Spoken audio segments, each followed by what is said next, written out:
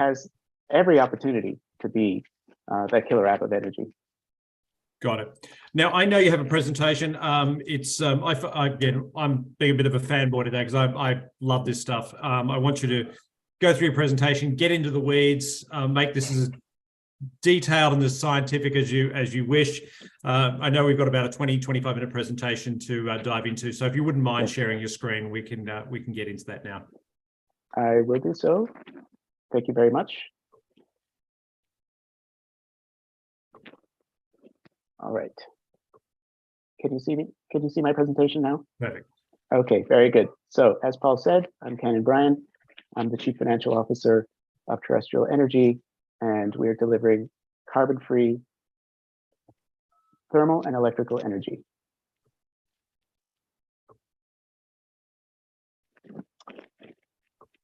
So today, there is no carbon-free alternative to fossil fuel combustion in industry. Terrestrial Energy's integral molten salt reactor, or IMSR, provides that alternative using proven nuclear fission technology, enabling low-cost and high-temperature carbon-free energy. So just a couple of highlights. Terrestrial Energy's mission is to provide a carbon-free, low-cost alternative to fossil fuels for industrial heat and electric power. You're going to hear me repeating that phrase over and over quite a bit because it's quite a new idea, and I want to really make sure that we get the point across. So our innovation, we believe, is transformational for the energy industry. So molten salt technology enables safe, high temperature, low pressure operation. This is beyond the capabilities of conventional nuclear energy, for example, and nearly exclusively the province of fossil fuels.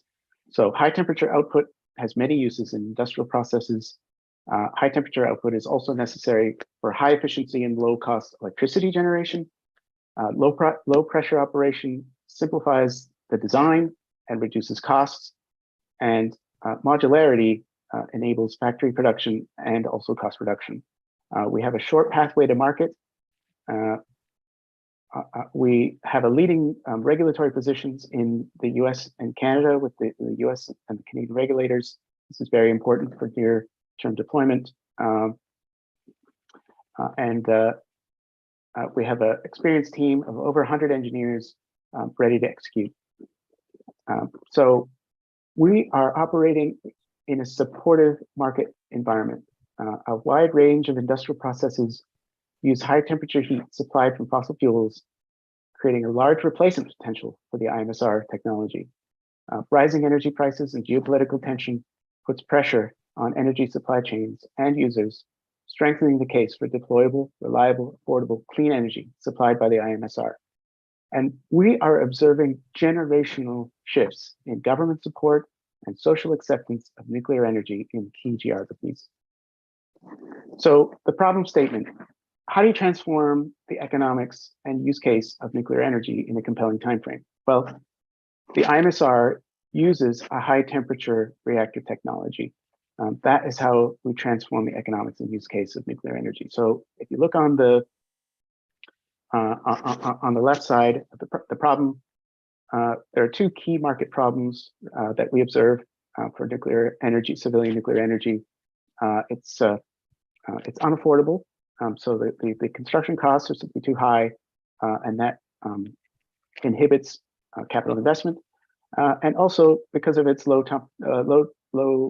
temperature operation, it has a limited use case. It can basically only be used for electricity generation and not much else. So the solution, which we believe that we are providing in the IMSR, our technology choices are using a molten salt coolant, principally using a molten salt coolant instead of a water coolant, which has a much different temperature range. It operates at high temperature and low pressure. And so that leads to tremendous cost innovation. We're going to explain how in a minute. And it leads to multiple use cases. So in other words, the capability for nuclear energy to deliver not only electricity, but also heat power for industry. So a couple of key figures here. I'm not going to go through all of them because some of them are a bit esoteric, but just talk a little bit about these key advantages that we have over other energy sources. So 585 degrees C, that's a key one. That is the usable output temperature of our system. We're going to talk about why that's an important number in a minute. 50% greater thermal efficiency in the production of electricity. So when compared to conventional nuclear energy. So what we're saying is nuclear energy, nuclear power plants, about 32% of the heat that's generated in a nuclear reactor, conventional nuclear reactor today, is converted into electricity. The rest of it, 68% of it, is going into the atmosphere as waste heat. It's not harmful, but it sure is a big waste, a waste of energy. Our system can operate at a much higher thermal efficiency, 50% higher thermal efficiency. That means 50% more electricity. That means 50% more revenue.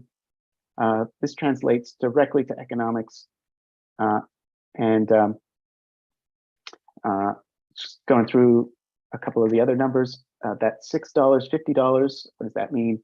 The $50 per megawatt hour represents the life cycle cost, or the levelized cost of electricity, if you will, for the IMSR power plant, or $50 per megawatt hour could also be stated as 5 cents a kilowatt hour, whatever you like, and $6 per MMBTU representing the levelized cost of heat.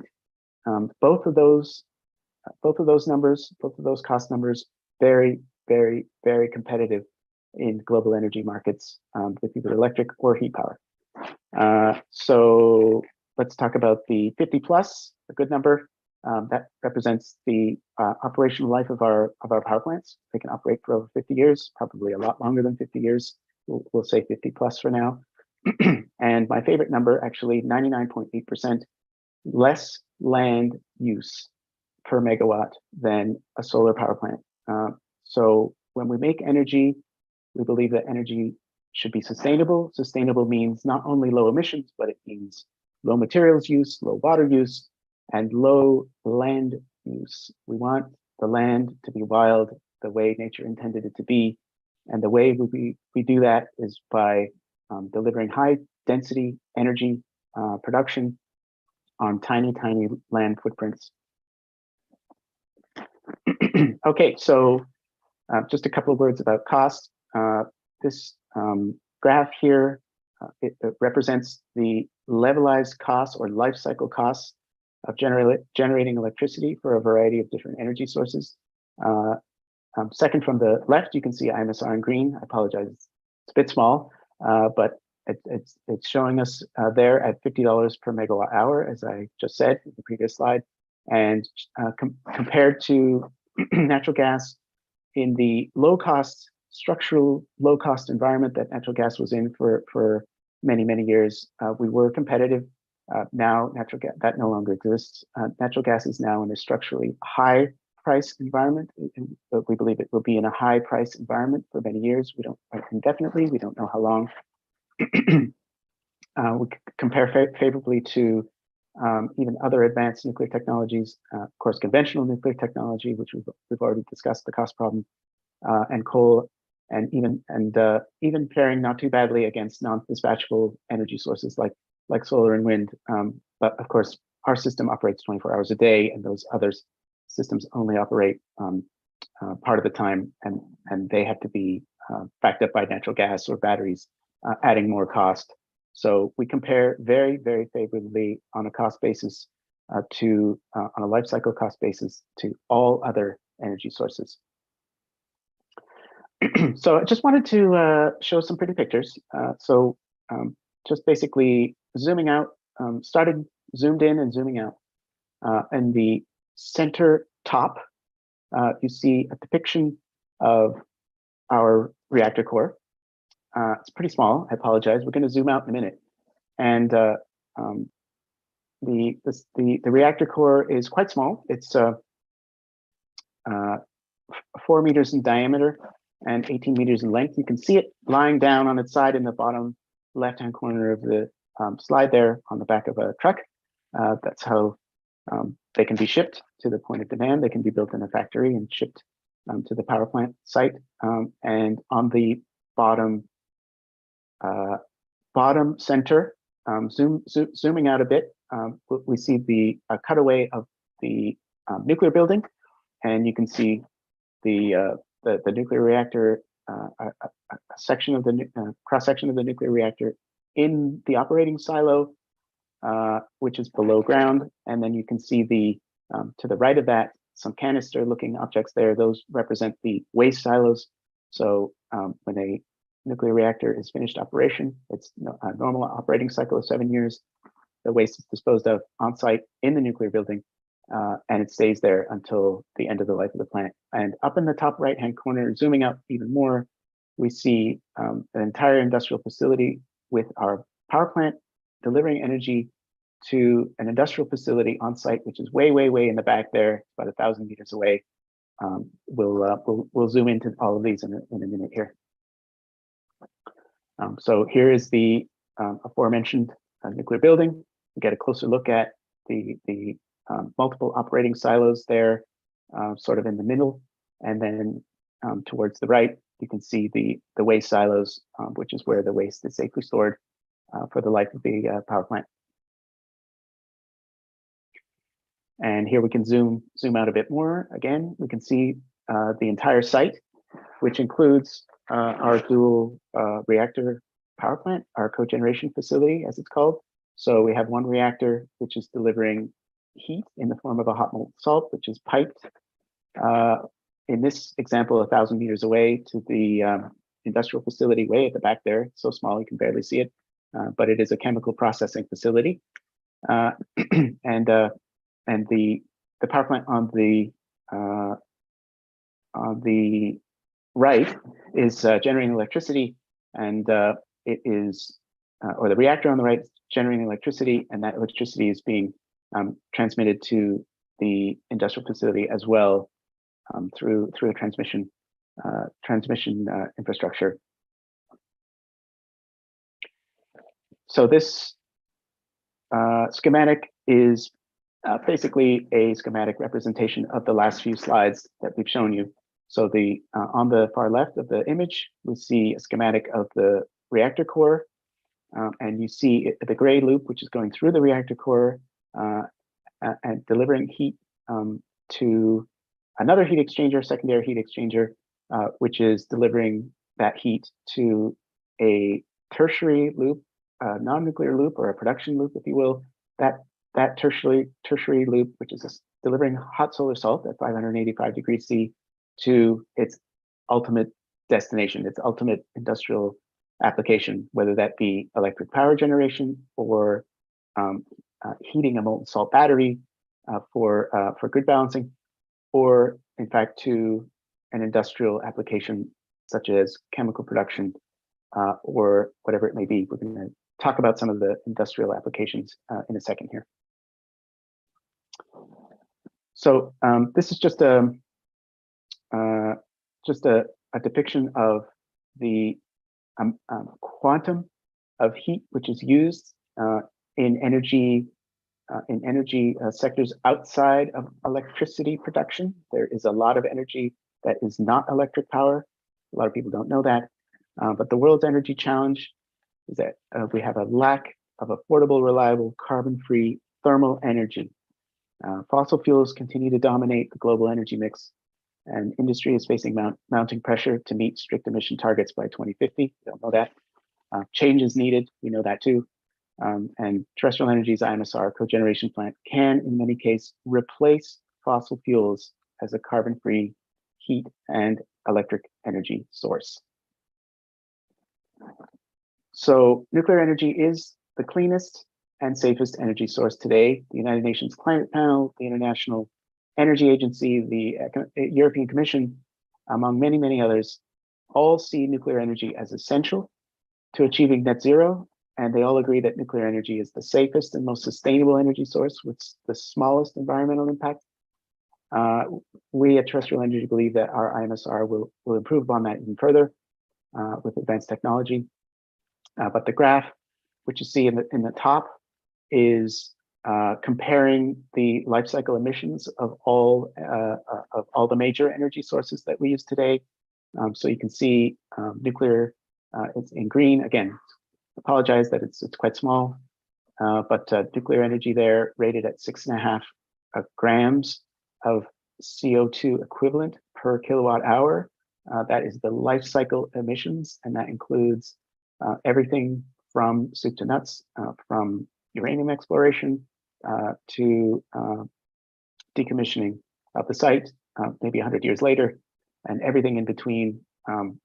This is a controversial number because it goes against the common mythology, which is that nuclear power is very emissions intensive. That is not true. It is the opposite, and it's been proven again and again by study after study by the world's leading energy agencies. So this is a pretty cool little graph. It shows the temperature ranges that is required by various different industries. That green line there, that's us. That represents the IMSR's operating temperature, which is 585 degrees C. And everything below that line, we can deliver our power to in a commercial context. So IMSR technology delivers best-in-class heat supply with temperatures that meet the requirements of approximately 60% of all global industrial processes. They're all powered over 99% by fossil fuels today and responsible for approximately 20% of total global emissions. So it is a very, very significant market and a very, very significant potential for decarbonization.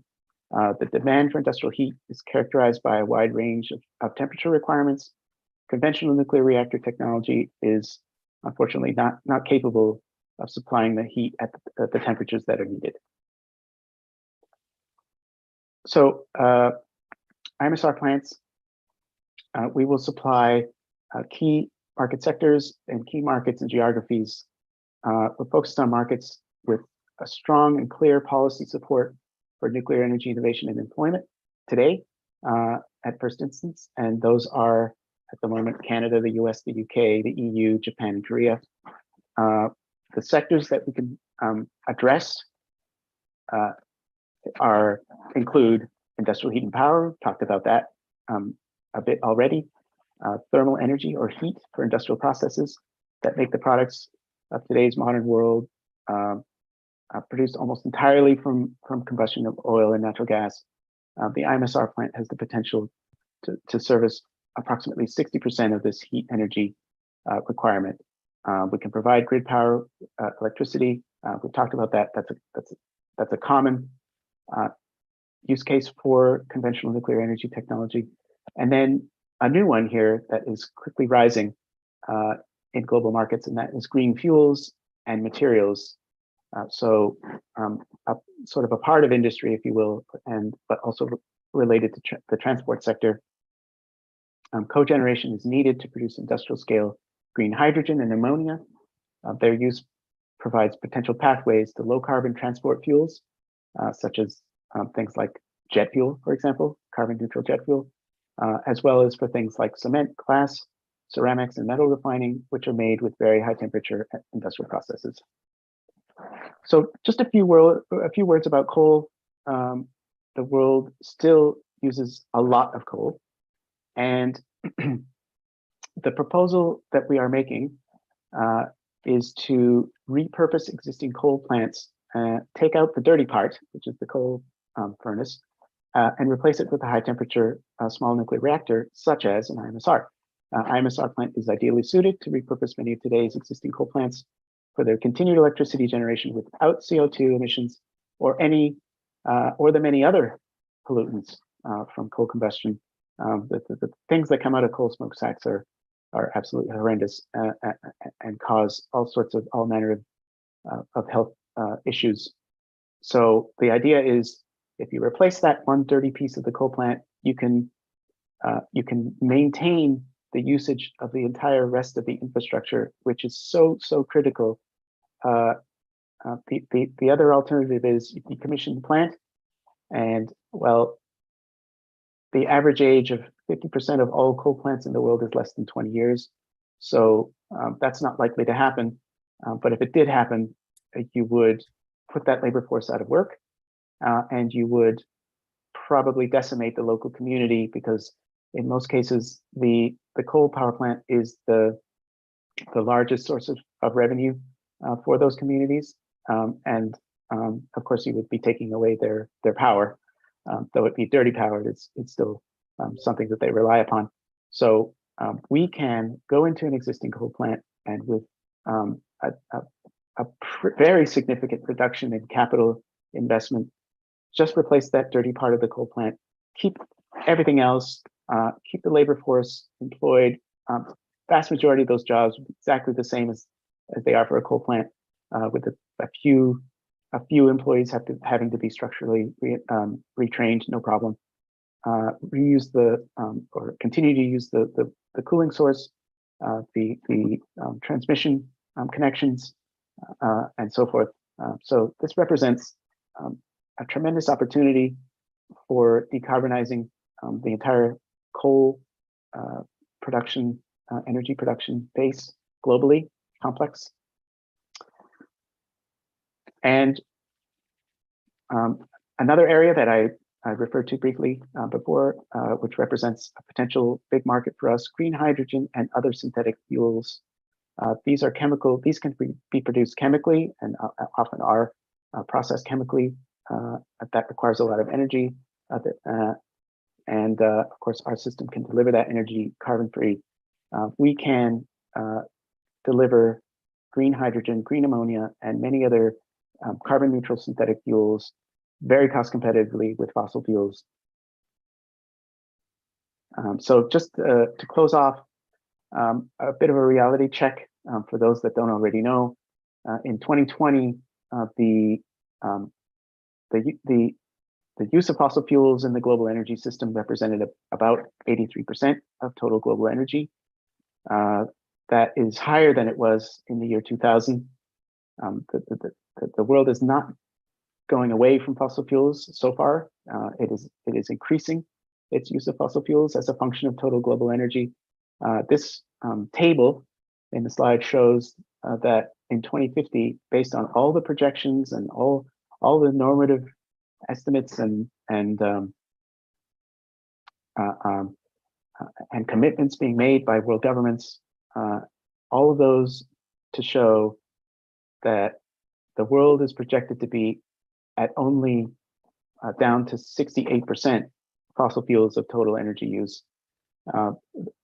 That is not net zero, obviously, which is where everyone says we need to be.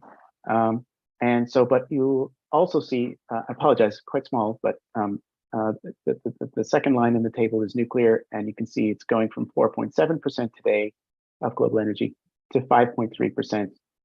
We believe that there is a tremendous opportunity for innovative technologies, which are not included in these estimates, by the way. But innovative technologies can have a big impact on our destiny here, on our carbon destiny, if you will. We believe that we do not need to be at 68% fossil fuels by 2050. There is another option. It's high temperature nuclear power at low cost, with innovative technologies like the IMSR. Thank you very much.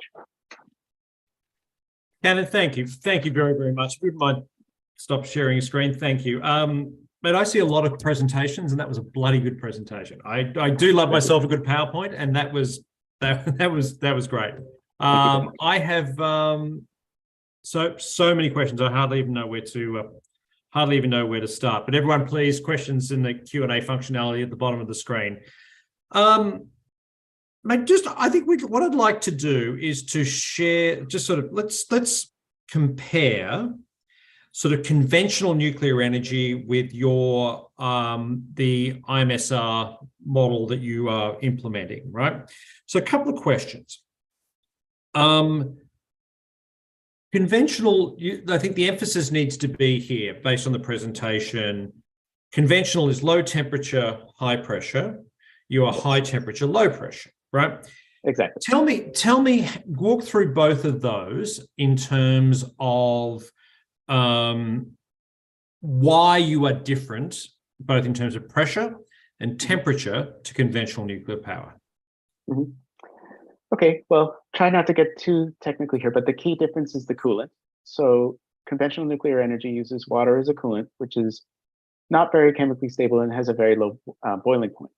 So that's not terribly efficient for electricity generation. And it's also totally not applicable for high temperature industrial applications, as I mentioned in my remarks. So our system uses a molten salt as a coolant, has very different properties. It's far more chemically stable. It has a very different temperature range in the liquid phase. So it can operate naturally at 700 degrees C, which it does so in the reactor, inside the reactor core, and allows us to deliver that high quality 585 degrees C heat to directly to an industrial application. So the fact that it operates naturally at high temperature means that we don't have to apply all kinds of pressure inside the reactor core to make it superheat. In other words, to boil at a higher, unnaturally higher temperature, like they have to do with water in a conventional nuclear system. Got it. So these, yeah. Sorry if I can just add these differences. You might observe correctly that they have a big impact on the safety implications of our system, but they also have a big impact on economics, and that is the reasons why we made the technology choices that we do, is because they translate directly into economic innovation. If you do not have high pressure in the system, you design your power plant differently. A conventional nuclear reactor has 160 atmospheres of pressure inside the core. Ours is 1. So big difference in the type of engineered safety systems you need to be able to protect the outside environment from the contents of the reactor. Got it. So just a couple of questions on that. One, that implies that a conventional nuclear facility really is only good for producing electricity, as in, heat water, produce steam, spin turbine, produce electricity, right? At the most basic level, and that's what we've been getting since the 1970s, and that technology basically hasn't changed that much. Since the 50s, yes. And there are a couple of low temperature applications that might be applicable for low temperature as well, like desalination and district heating.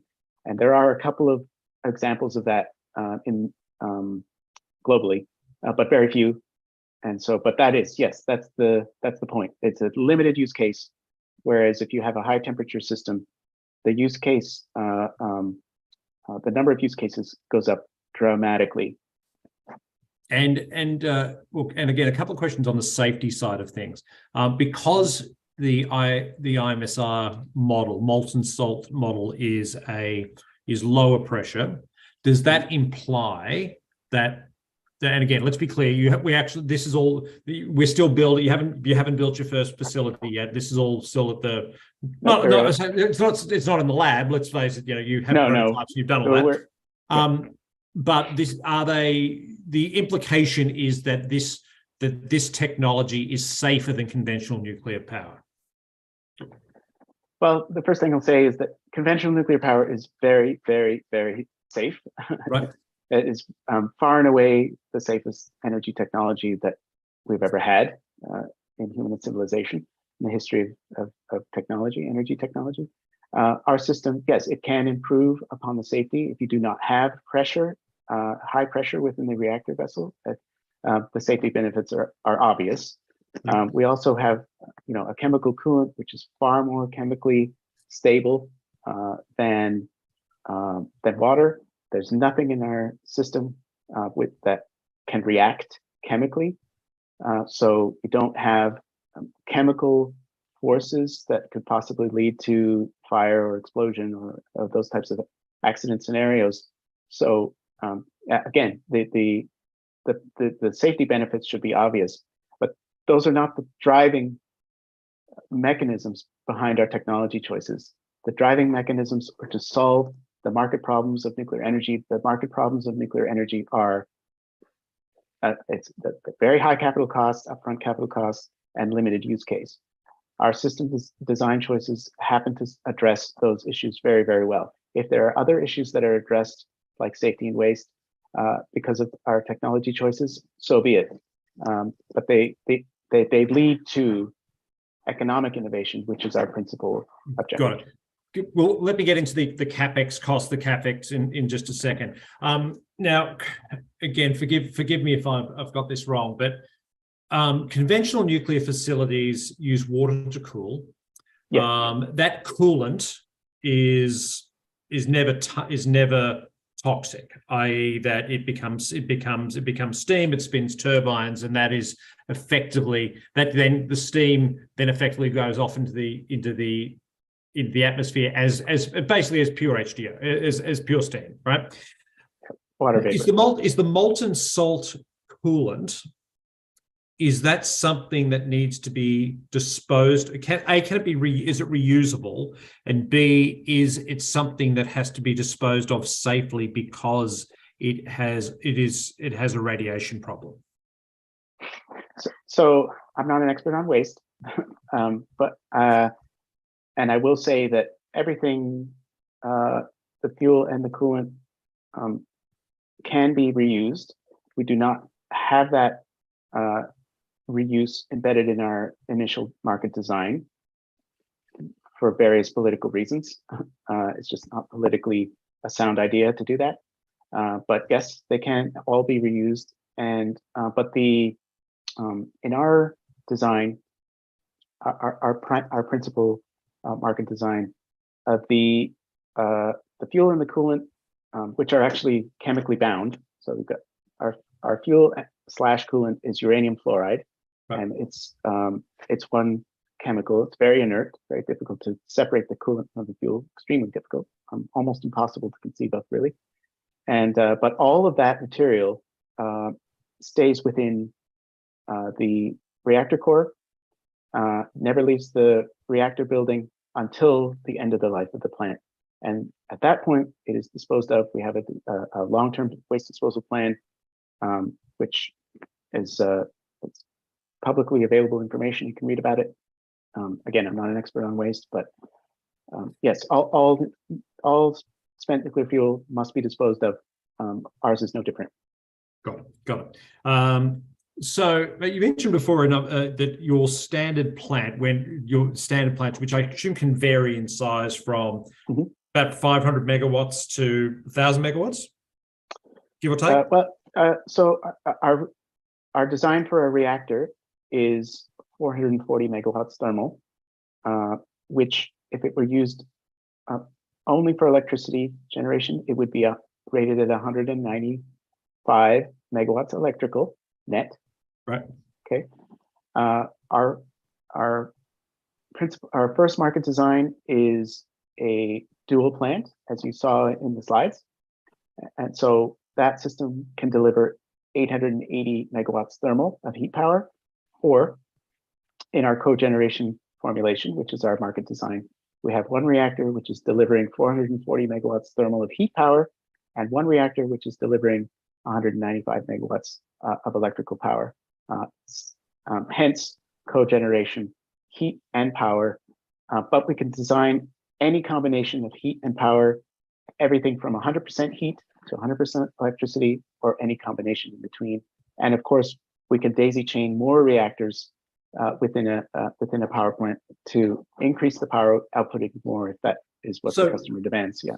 So correct me if I'm wrong. It's about 100 megawatts equals about the ability to power 100,000 homes, roughly, right? Roughly. Yeah.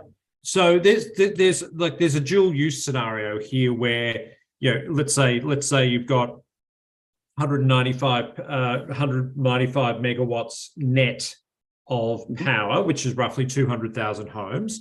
On top of that, and then have a facility with about 440 megawatts of thermal, which is probably more than enough for a green hydrogen facility or a large steel plant or a cement manufacturing and the like. So effectively, you've got dual use with local communities and the like on that. Is that the ambition, to have that sort of dual use?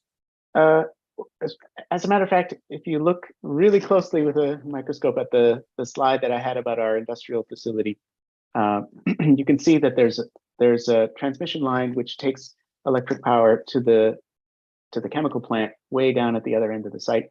But there's also a connection to the grid.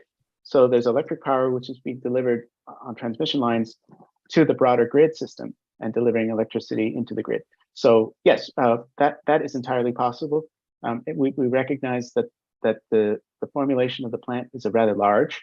It's a rather large for most industrial facilities, and so we have that capability of delivering heat and power to the industrial facility user, and probably with power to spare, which we could deliver to the grid for economic consideration, of course. Got it. But let's go and talk a little bit about cost and the like. So let's use the base plant with 195 net of electricity, 440 of thermal, 440 megawatts Yes. of thermal. You said. Yes. How much that cost? How long does it take to construct? And talk a little bit about the obviously jurisdictionally dependent, but the permitting, the time for permits and the like. If I was to write you the check for X $100 million today, how long before I start producing power, and B, secondly, obviously dependent on the industry, what's my how many years to break even?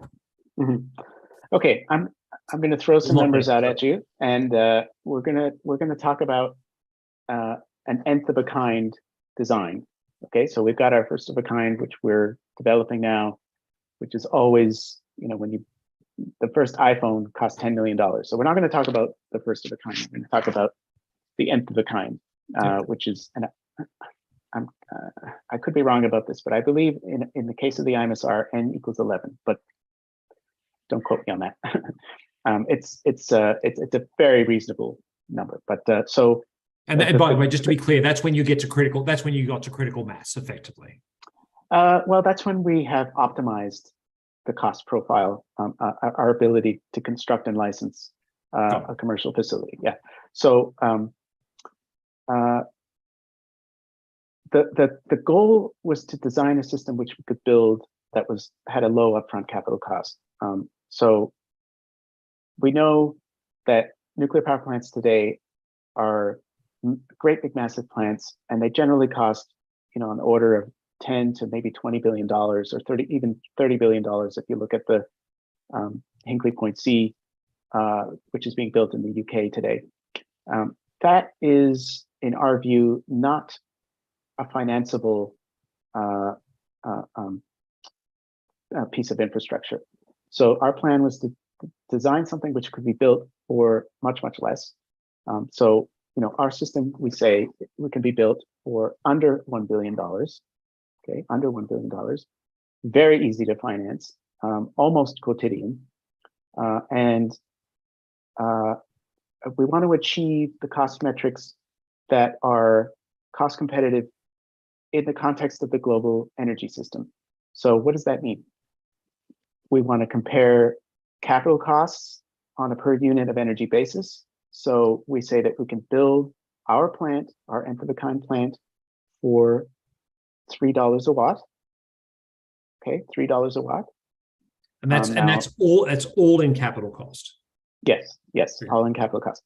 Now, that does not compare super favorably to natural gas plants today, but let me say this: the vast majority of the life cycle costs in a nuclear power plant exist within the capital costs.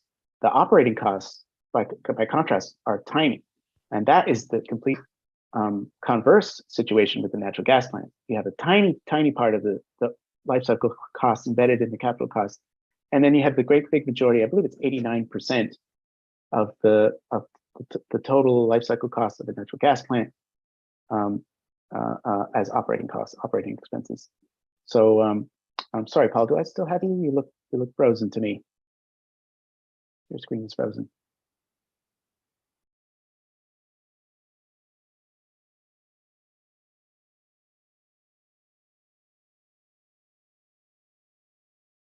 Okay, we have temporarily lost Paul. I'm going to continue my answer, and then hopefully we get Paul back real soon here. So the other important metric for energy is levelized cost of electricity or levelized cost of heat, as the case may be. So in our case, our goal was to be cost competitive with all other forms of energy, including natural gas, on a levelized cost of electricity basis. And hence, our system, we've completed our class 3 cost estimation work, which has a lot of engineering embedded in it and a lot of supply chain input from our contractual supply chain partners. And we believe that our nth of a kind system can deliver electricity at sub $50 per megawatt hour, as I mentioned in my presentation. And that is levelized, so that includes all the life cycle costs, everything that you can possibly conceive of, including waste handling, long-term waste disposal, decommissioning, reclamation of the site, everything basically. And we're saying that is for the IMSR, $50 a megawatt hour, sub $50 a megawatt hour US dollars, or 5 cents a kilowatt hour, as I prefer to say. Or if we're delivering heat only, $6 per MMBTU levelized cost of heat. So again, these are very, very cost competitive with all other forms of energy. And now, I mean, we were cost competitive with natural gas before there was an energy crisis. But now, well, we stand up very, very well against natural gas on an economic basis. Got it. So one quick question from the audience. When do you think you'll have your first facility up and running? Have you got anything, is there anything contracted yet? Is there anything that you're working on? And that, yeah, so just, and then I've got some questions about the scalability of this as well. That question actually just made me realize that I didn't answer the second part of your last question, which was how long does it take to build? So we're estimating under 40 months construction time from beginning to end. Okay, so that's again pretty long compared to, let's say, a solar plant or a natural gas plant, but our system will last at least 56 years and very likely 60, 80, maybe even 100 years. These plants are built, we haven't even been able to test how long the limits of how long nuclear power plants can last, because the technology hasn't been around that long. So we really don't even know the other limits yet. But so that has to be taken into consideration when you're considering those construction But can I just one question I would have on that is that's 40 months from breaking ground, correct? Yes. Right. Obviously, including the licensing. Obviously, this is jurisdictionally dependent, right? But let's use the Canada example, given that's where you are. You get on the phone to Justin Trudeau's people and say, Mr. Trudeau, we'd like to build one of our IMSR facilities in, somewhere in Ontario, right? And they go, great. Here's the fill out the forms, right?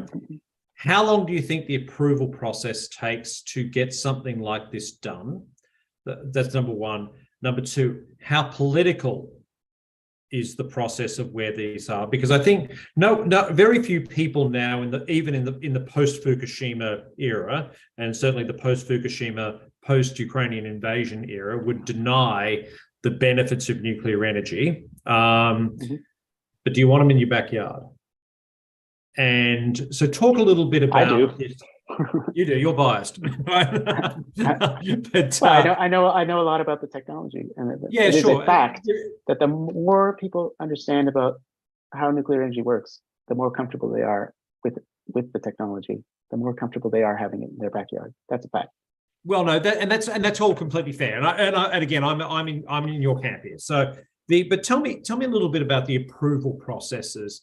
Obviously, and you aren't there, or tell me where you are in terms of the permitting processes for the first facilities and the like, and how long do you think that's going to take? Well, so because we're doing the first, we're going through a prescribed permitting process. That's how it works. It's prescribed. It's not just invented on the fly and bespoke. But we are going through a process for the first time with a new technology. So Terrestrial Energy has completed a prescribed pre-licensing process, and and that's in Canada. That's in Canada. That's in Canada. Yeah. And we're also undertaking a similar, somewhat analogous process in the U.S. And the outcome of that is that we are then prepared as a company and as a technology to apply for a license to construct a nuclear power plant. And these application processes, I can't. I don't think I can emphasize this enough. These are prescribed processes that we go through, right? Sorry, interrupt. And prescribed in terms of length of time to approval, or no, in terms of what the requirements are. Right. Okay. So, if we throw a billion people at it, we can finish it overnight. But what the requirements are, that's all very well articulated and well understood. So we just have to go through a prescribed process. Here in Canada, I don't think we need to go as high as Justin Trudeau for approval. We just have to go to our regulator. And the interesting thing about the nuclear energy industry today is that it's undergoing a massive transition.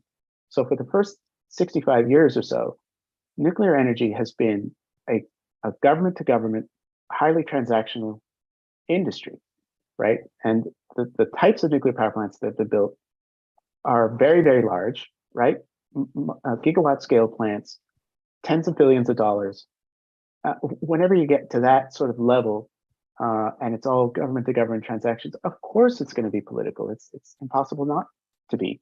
But the industry, as I said, it's transitioning away from that model, away from the government to government transaction, and visiting the province of the private sector.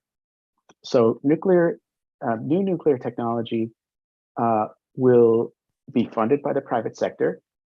They will be small nuclear power plants, not these great gargantuan plants that they build today. Those will still be built, but they'll only be built by gigantic governments. And will be used exclusively for electricity. Oh, yes, that goes without saying. But Yep. They'll be built by big governments that like China and Russia and so forth, but scarcely any other governments than that. Like the American government, for example, would never build a large nuclear power plant. So if it goes to the private sector and there's smaller transactions, and they can even be delivered to industrial customers, well, that tends to take government almost entirely out of the equation. So if you have a prescribed permitting process and you have a willing customer that's willing to provide an industrial site, and you have the community acceptance of this facility being built in their backyard, then those are all the approvals you need. And the application process typically does happen coincidentally with the construction.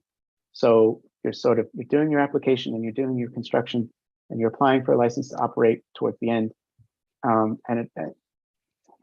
There's a lot of overlap. So it's not like you're doing all of the licensing before you start construction activities, and then you have a discrete period where you're only doing construction and no license. It doesn't work that way.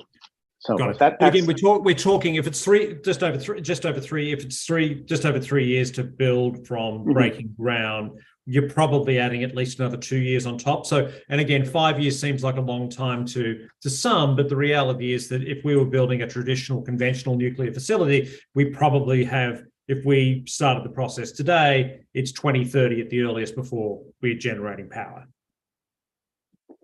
Yeah, that's about right. That's been the experience in the Western world. It's a lot faster in China. I mean, there's reasons, but there's a lot of reasons for that, right? Well, yes, but they build perfectly functional power plants for demonstrated well under $3 a watt in capital cost and well under 36 months. In some cases, even under under 24 months. So that proves that it can be done. It's not some mythical creature that you. And it's you hardly, and can't- it's hardly, and it's also, it's hardly like China's not a bureaucratic place. No, exactly. Yeah. So, but you talked a little bit before about the retrofitting of coal plants. My words, not yours. Yes. Do we still? Fahim has a question saying, is it the same construction time and lifetime if we're using this with an existing coal power plant? Certainly not. And the reason is because we're repurposing a vast majority of the infrastructure exists on that site. So what that means is the infrastructure that we would normally have to build if we're starting from scratch does not need to happen. So there's Things like cost savings, cooling towers and that sort of stuff. That's already done, and you can use that already. all the balance of plant infrastructure, the cooling towers, the switch yards, training of staff, all that stuff. It's massive capital equipment that does not have to be built. So yes, there's cost savings, there are time savings. That's what makes it such a brilliant idea. It's not my idea, and I like the way you put it, retrofitting. That's a good. That's a very appropriate term, I think, for what we're trying to do. Got it. Mate, let's get you out of here on a couple of things. One, when can we expect our first commercial use from an IMSR facility, which is another question from Fahim, and talk a little bit about what's your vision for the company in the next, again, I normally ask this question of five years forward, but in the nuclear industry, 5 years is a bit of a blink of an eye. Talk a little bit about where you are by 2050 and what's the use cases for these facilities that you're building. So in terms of today, where we are today, we believe that we are 6 years away from, or 6 years of construction and licensing before we can commission our first commercial power plant. But that can only begin when we have our first contractual customer. So we don't have that yet. We are ranked very highly on our engineering and our licensing work, but somewhat less so on our customer engagement. We do not have a contractual customer. We are projecting that we will have our first contractual customer by the end of 2024. Hence, we can be commissioning our first commercial power plant by 2030, 2031. That is our projection. Now, where we will be in 2050, now that is a very, very exciting idea to entertain, because we believe that our systems have the potential for great learning in terms of construction and licensing. Our system is a modular design. It can be built in a factory assembly line type manufacturing setting. So in a large centralized plant, we can roll these reactor systems off the assembly line, and the assembly line, that manufacturing facility, is the thing that can be the subject of regulation, as opposed to a million disparate sites. So more like sort of like a Boeing manufacturing facility, if you will, rather than licensing aircraft at a million different airports around the world. I don't know if that's the best analogy, but that's the one I'm going to make. And we see ourselves being accepted as a low-cost, ultra-low emission alternative for, again, coal furnaces, and in various industrial applications like chemical processing, including green hydrogen and green ammonia. I mean,